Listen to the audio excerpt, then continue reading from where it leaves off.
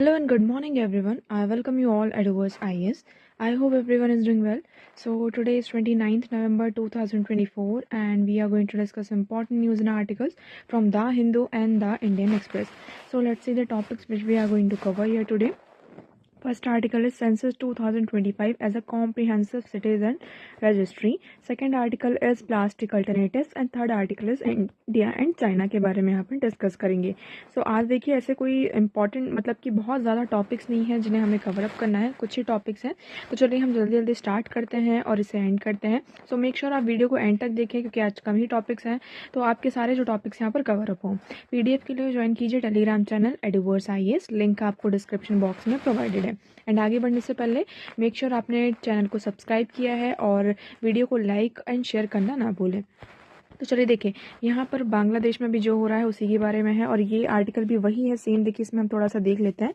Targeting minorities, इसमें क्या कहा जा रहा है कि बांग्लादेश में अभी जो प्रोटेस्ट और क्लैशेस चल रहे हैं, वॉलेंट प्रोटेस्ट एंड क्लैशेस, इसमें सबसे ज़्यादा जो यहाँ पर आपके टारगेट किए जा रहे हैं वो कौन है? माइनॉरिटीज़ हैं. तो ये तो हमें देखिए पता है, चाहे वो बांग्लादेश हो, है ना, वो किसी भी देश की बात हो जहाँ पर क्या होता है. इवन आप इसमें मणिपुर का भी ले सकते हैं. कहीं भी कुछ भी क्लैश होता है, चाहे मणिपुर हो, रशिया यूक्रेन क्राइसिस हो, जितने भी यहाँ पर इस तरीके के क्राइसिस और प्रोटेस्ट होते हैं उसमें सबसे ज़्यादा जो टारगेट होता है वो कौन होता है? आपका यहाँ पर माइनॉरिटीज़ यहाँ पर क्या होते हैं? आपके टारगेट होते हैं. कौन होते हैं? माइनॉरिटीज़, है ना, चाहे विमेन हो, चिल्ड्रन हो, और या फिर जो माइनर होते हैं, मतलब कि लाइक माइनर नहीं कहेंगे, जो जिनकी संख्या कम होती है. तो देखिए, violent protest and clashes after the arrest of chimney Das, a Hindu monk and leader of one of the newer minority right group. तो ये क्या थे? बांग्लादेश में आप लोगों ने यहाँ पर देखा था चिमनी दास जी को क्या किया जाता है? अरेस्ट किया जाता है. तभी से यहाँ पर जो ये हिंदू मंक थे, ठीक है ना, तो तभी से यहाँ पर हमें और ज़्यादा वॉलेंट प्रोटेस्ट और क्लैशेस देखने को मिलते हैं. तो यहाँ पर that led a lawyer dine a Chittagong court are clear proof it has was needed the law and order situation in Bangladesh remains precarious. तो अभी भी यहाँ पर बांग्लादेश में जो लॉ एंड ऑर्डर है वो कैसी है? अभी सही नहीं है. The protest and thousands of the group representing सनातनी हिंदू कॉल्ड द बांग्लादेश सम्मिलितो संगठन जागरण जोत. तो देखिए हमको इतना ज़्यादा यहाँ पर इन्वॉल्व नहीं होना है. आप जैसे कि पता है कि लाइक हम बात करें 20 मिलियन स्ट्रॉन्ग रिलीजियस माइनॉरिटीज जो बांग्लादेश में 20 मिलियन स्ट्रॉन्ग क्या है आपके कुछ रिलीजन माइंड, लाइक उसमें हिंदूज भी आ जाते हैं, क्रिश्चियन भी हैं, बुद्धिस्ट भी हैं. So who have been targeted by Islamic majoritarian. तो यहाँ पर जो देखें जैसे बांग्लादेश की बात करते हैं तो वहाँ पर आपको सबसे ज़्यादा कौन देखने को मिलेगा? यहाँ पर आपको मुस्लिम्स देखने को मिलेंगे. और माइनॉरिटीज़ में यहाँ पर कौन आ जाते हैं? हिंदू, क्रिश्चियन और बुद्धिज़्म, जैनिज़्म, ये जो पीपल है वो यहाँ पर माइनॉरिटी में होते हैं. तो इस आर्टिकल में वही है. देखिए आपको और ज़्यादा इन्वॉल्व होने की ज़रूरत नहीं, सिर्फ आपको एक पता होना चाहिए कि क्या चल रहा है चीज़ें. ठीक है, चलिए आगे बढ़ते हैं. ये आर्टिकल हमारे लिए इम्पॉर्टेंट है, इसे हम बहुत ही अच्छे से यहाँ पर देखेंगे. देखिए अब आप सभी को पता है कि 2011 में क्या होते हैं? सेंसस हुआ था. उसके बाद फिर हर 10 साल में क्या होते हैं? एवरी 10 ईयर्स हमारे यहाँ सेंसस होते हैं. तो 2021 के बाद कब होना था? 2021 में. बट ड्यू टू कोविड यहाँ पर क्या होता है? ड्यू टू कोविड हम इस चीज़ को क्या करते हैं? टाल देते हैं. मतलब टाल नहीं देते, सिचुएशन ऐसी नहीं बनी. कहा कि अब हमारा जो होगा बाद में होगा सेंसस. तो अब हमने कहा कि ठीक है 2024 में होगा, लेकिन 24 में इलेक्शन आ गए, इसकी वजह से नहीं हो पाया.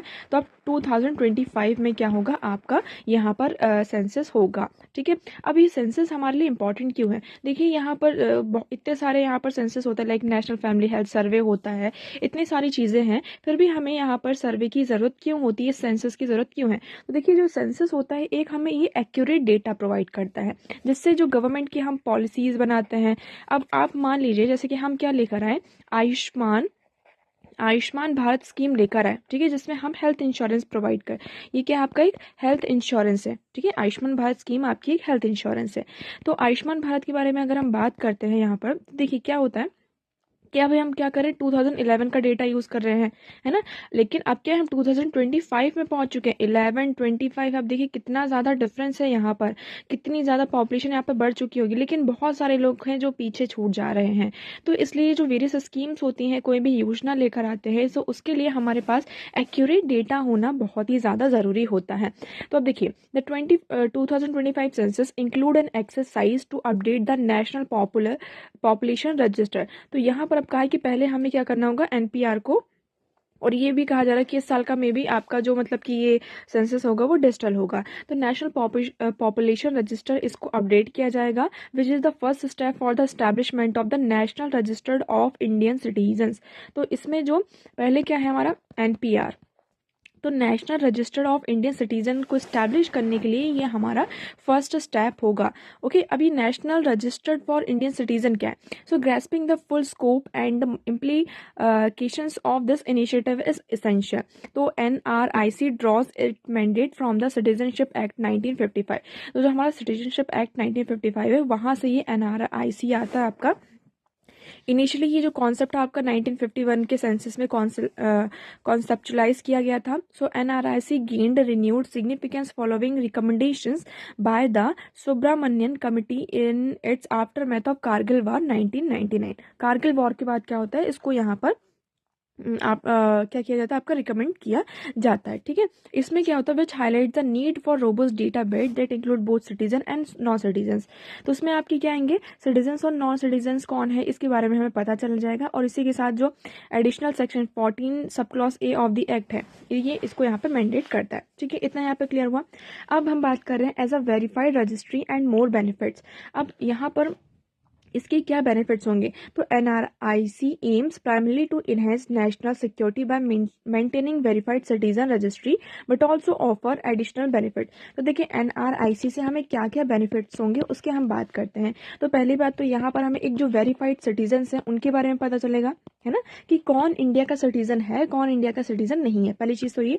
एडिशनल बेनिफिट्स की बात इसमें जो की जा रही है, like stream lining identity verification, reducing identity fraud and duplication, like इसमें जो डुप्लीकेशन होता है ये सारी चीज़ें यहाँ पर आपकी नहीं होंगी। इनेबलिंग टारगेटेड वेलफेयर प्रोग्राम्स, तो यहाँ पर हमें ये पता चलेगा किसको यहाँ पर वेलफेयर स्कीम का यहाँ पर फ़ायदा मिलना चाहिए किसको नहीं मिलना चाहिए, उन लोगों को हम आइडेंटिफाई कर पाएंगे इसके तहत। Ensure benefit reach and eligible recipients, कि यहाँ पर हमें उन्हीं लोगों तक वो बेनिफिट पहुंचना चाहिए जिसको इसकी रियल में नीड है, जिसको नीड नहीं है उसके पास भी पहुंच रही है और जिसको नीड है उसके पास नहीं पहुंच रही है, तो ये गलत हो जाता है। तो NRIC से ये सारे हमें बेनिफिट्स होंगे। अब इसमें देखिए आपकी मल्टी फेज प्रोसेस इंक्लूड है, इसमें सेवरल स्टेप्स है। पहले स्टेप क्या है इसमें, comprehensive data base two is create compiling demographic data during house listing operation in the census. तो देखिए आपकी जो हाउस लिस्टिंग पहले की जाएगी, है ना, घर घर जाके मतलब जो एक डेटा होता है उसको क्रिएट किया जाएगा। फिर इसके साथ साथ इसमें जो सेकंड स्टेप है वो क्या है, आपका बायोमेट्रिक डेटा भी होगा, है ना, जिससे कि हम क्या कर सके, जो डुप्लीकेशन है उसको डिलीट कर सके, एलिमिनेट कर सके। कई बार क्या होता है कि एक ही पर्सन यहाँ पे 2-3 बार रजिस्टर हो जाता है, तो इस चीज़ को हटाने के लिए, मतलब इस चीज़ को ख़त्म करने के लिए, जो डुप्लीकेशन उसको एलिमिनेट करने के लिए यहाँ पर बायोमेट्रिक भी किया जाएगा। Okay, public claims and objection are then invite to ensure transparency followed by verification and appeal process allowing residents to challenge record, है ना, इसमें एक्यूरेसी और ऑथेंटिसिटी आपकी बनी रहेगी। आई होप आपको यहाँ पर इतना क्लियर होगा। अब देखिए 2011 के सेंसस में क्या क्या डिटेल्स पहले थी आपकी, name, gender, date of birth, marital status, place of birth, nationality, family relationship, residency, socio economic indicator were collected. अब 2025 का भी जो पैटर्न है वो ऑलमोस्ट आपका सिमिलर ही पैटर्न है, बस इसमें आपका जो बायोमेट्रिक डेटा है उसको भी यहाँ पर कलेक्ट किया जाएगा। However will probably be excluded as the information is already available in the Aadhaar database. लेकिन इसमें ये भी कहा जा रहा है कि हम इसको एक्सक्लूड भी कर सकते हैं। मतलब क्यों इंक्लूड कर रहे हैं, हमारे पास आधार में जैसे हम बायोमेट्रिक करवाते हैं, लेकिन इसमें ये कहा जा रहा है कि आधार और NRIC दोनों डिफरेंट चीज़ है। क्यों डिफरेंट है, देखिए A question often raised in this connection is the need for this exercise when Aadhaar already exists। यहाँ पर मैं बायोमेट्रिक और इन सब की जरूरत क्यों है जब आधार आपका ऑलरेडी है। तो ये कहा जा रहा है कि आधार एंड NRIC में बहुत ज़्यादा यहाँ पर उनके जो पर्पज़ हैं वो दोनों अलग अलग हैं। आधार क्या आपका 12 डिजिट यूनिक आइडेंटिफिकेशन नंबर है जो कि UIDAI के द्वारा यहाँ पर इंडिया में जो रह रहा है, चाहे वो इंडिया का सिटीजन हो या ना हो, लेकिन वो इंडिया में रह रहा है, तो जो इंडिया की सर्विसेज है like banking, subsidies, digital identity, इन चीज़ों को अवेल करने के लिए क्या किया जाता है, आपका आधार का जो 12 डिजिट का यूनिक नंबर होता है, आइडेंटिफिकेशन नंबर होता है, उसका यूज़ किया जाता है। NRIC का एम क्या है, NRIC का एम है to establish a comprehensive citizen registry. यहाँ पर हम सिटीजन्स की बात की जा रही है ना, इंडियन सिटीजन्स की बात की जा रही है, मिली हमें ये पता चलेगा कि कौन इंडियन सिटीजन है कौन इंडियन सिटीजन नहीं है। While Aadhaar is focus on identity verification, information. लेकिन आधार क्या करता है, सिर्फ वो आपकी आइडेंटिटी को बताता है ना। ये कोई भी यहाँ पर जो भी रह रहा हो, चाहे वो इंडिया का हो, चाहे वो इंडिया का ना हो, इंडियन सिटीजन ना हो, अगर वो इंडिया में रह रहा है तो उस चीज़ को यहाँ पर बताने के लिए उसकी जो आइडेंटिटी है उसको वेरीफाई करने के लिए आपका आधार है। So this Aadhaar is broadly inclusive for all residents whereas NRIC serve as the definite record for citizen. लेकिन ये जो आपका आधार है वो सभी के लिए इंक्लूसिव है, लेकिन जो एनआरआईसी है वो सिर्फ आपका एक डेफिनेटिव रिकॉर्ड है सिटीजन के लिए। आई होप आपको इन दोनों में अब डिफरेंस समझ में आ गया होगा। अब जैसे आप सभी को पता है आसाम में थोड़ा सा ये अलग होगा, लाइक आसाम का खुद का एनआरसी है ना, national register of citizens been updated 2019 में ही, तो थोड़ा सा यहाँ पर अलग होगा, बाकी चीज़ें आपकी ऐसी होंगी। सो आई होप आपको ये आर्टिकल यहाँ क्लियर होगा। नेक्स्ट हम बात करते हैं इन Bhushan India says it will not back use of plastic alternatives. अब देखिए आप सभी को पता है कि अभी जो हमारी ongoing UN led global plastic treaty negotiations यहाँ पर चल रही है, इसमें बात किया जा रहा है कि अब हमें प्लास्टिक को बैन कर देना चाहिए। लेकिन कुछ कंट्रीज इसके फायदे मतलब कि फेवर में है, कुछ इसके अगेंस्ट में है। इंडिया ने भी ये कहा, लाइक इंडिया ने यहाँ पर 2022 में क्या किया था, सिंगल यूज जो प्लास्टिक है उसको पूरी तरीके से बैन कर दिया था और ये कहा था कि वो सस्टेनेबल अल्टरनेटिव्स को लेकर आएंगे। लेकिन आप सभी को पता है कि ये सारी चीज़ें अल्टरनेटिव्स को लेकर आना इतना आसान नहीं है ना। इसके लिए हमें टेक्नोलॉजी की ज़रूरत है। ऑल्दो हमने ये कहा कि जो केमिकल जिसमें ज़्यादा यूज़ होता है उसका हम यूज़ नहीं करेंगे क्योंकि उसका यहाँ पर फ़ायदा मतलब कि नुकसान बहुत ज़्यादा है, लेकिन हम इसमें अल्टरनेटिव्स लेकर आएंगे। लेकिन हम पूरी तरीके से प्लास्टिक को यहाँ पर बैन नहीं कर सकते हैं। हाँ, although we are talking about कि हम पेपर बैग का यहाँ पर यूज़ करें और जो अदर अल्टरनेटिव्स हैं इसका यूज़ करें, लेकिन हम पूरी तरीके से प्लास्टिक को बैन यहाँ पर नहीं कर सकते हैं। ऑल्दो यहाँ पर प्लास्टिक के अल्टरनेटिव्स लेकर आएंगे। So there is a little clarity on whether sustainable alternatives of plastic exist. अब हमें ये भी नहीं पता कि अभी कि यहाँ पर जो सस्टेनेबल जो हम अल्टरनेटिव्स की बात करें, प्लास्टिक अल्टरनेटिव्स की, वो एग्जिस्ट करते भी हैं या नहीं करते हैं। सो जैसे कि हम यहाँ पर पेपर का यूज़ कर रहे हैं, India has on paper allowed to use of biodegradable and compostable plastic, lack of clarity on whether such plastic is actually degradable and whether compostable variation are being composed has hindered their wide spread adoption. Okay, तो like Narendra Modi ji ने भी कई बार यहाँ पर कुछ तरीके की jackets पहने, उन्होंने कहा कि ये रिसाइकल पीटी बॉटल्स होती हैं, वो रिसाइकल बॉटल्स ये जैकेट्स यहाँ पर बना हुआ है, तो हम उन्हें रिसाइकल करने की बात की जा रही है और अल्टरनेटिव्स को भी ढूंढा जा रहा है। नेक्स्ट हम बात करते हैं, next article is army is making great progress in implementing settlement China.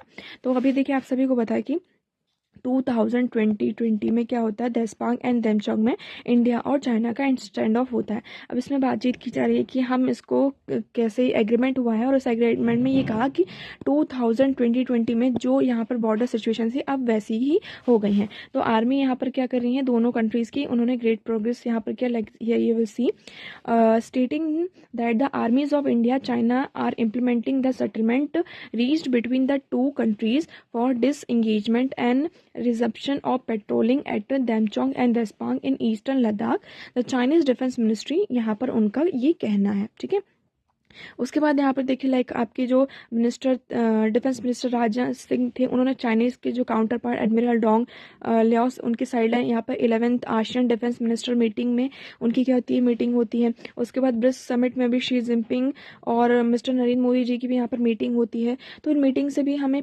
Positive outcomes दिखाई दिए हैं। और अभी यहाँ पर जो हम इस एग्रीमेंट में मतलब पूरा जो एग्रीमेंट है वो हमारे सामने नहीं आया है, बट ये कहा गया है कि 2020 में जो बॉर्डर मतलब जहाँ पर जितनी पेट्रोलिंग की जाती थी इंडिया और चाइना के द्वारा, अब हम उसी सिचुएशन पर बैक आ चुके हैं। Okay, so I hope this one is clear. So देखिए आज के न्यूज़पेपर में इतने ही इंपॉर्टेंट आर्टिकल्स थे, आई होप आपको सारी चीज़ें क्लियर होंगी, बट स्टिल अगर कोई डाउट है तो आप कमेंट सेक्शन में कमेंट करके पूछ सकते हैं। आज का वीडियो कैसा लगा एक बार कमेंट सेक्शन में ज़रूर बताइएगा। अगर वीडियो पसंद आया हो तो उसे लाइक करना, चैनल को सब्सक्राइब एंड शेयर करना ना भूलें। So that's for all today. Thank you so much for discussion.